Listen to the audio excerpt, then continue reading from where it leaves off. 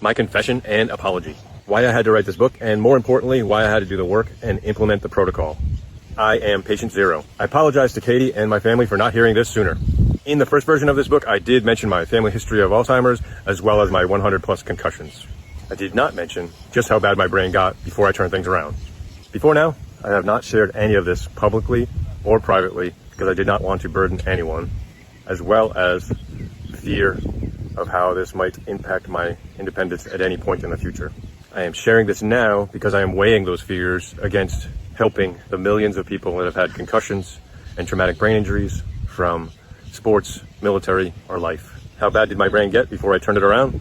Memory. I forgot names. Not just, I forgot your name and it comes back in a few minutes or a few hours. I completely forgot blocks of names. People that I worked with for years. I looked up their names online and took note. Kids and parents in the neighborhood that I saw at least weekly and interacted with often. I couldn't look their names up online, so I just paid attention, and when their names came up, I took note. Focus and attention. That cliche when you walk into a room and you're like, what am I doing here? That was every transition.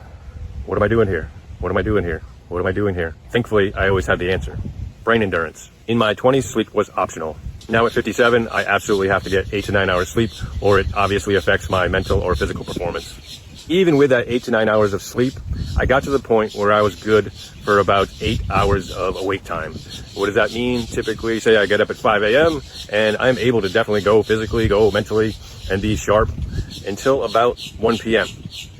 And then I just crash. Anything cognitive is impossible. It's not happening. And at the time, the only way that I could do anything about that was to take a 1 or 2 hour nap. I am still and always will be a work in progress, but I am no longer struggling with any of these things, and I am immensely grateful for that. I didn't achieve this by wishing for a miracle.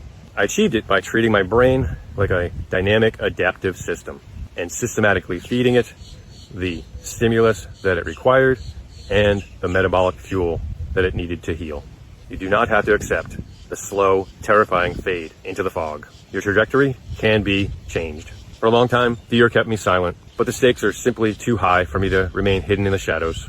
There are millions of people out there, athletes, military veterans, aging parents, and ordinary people who are secretly terrified that their brains are deteriorating from past concussions, family genetics, and or having a not so brain healthy lifestyle. I wrote You Can Reverse Dementia to give you the exact science-backed survival guide that rescued my own life. I am living, breathing proof that neurology is a two-way street.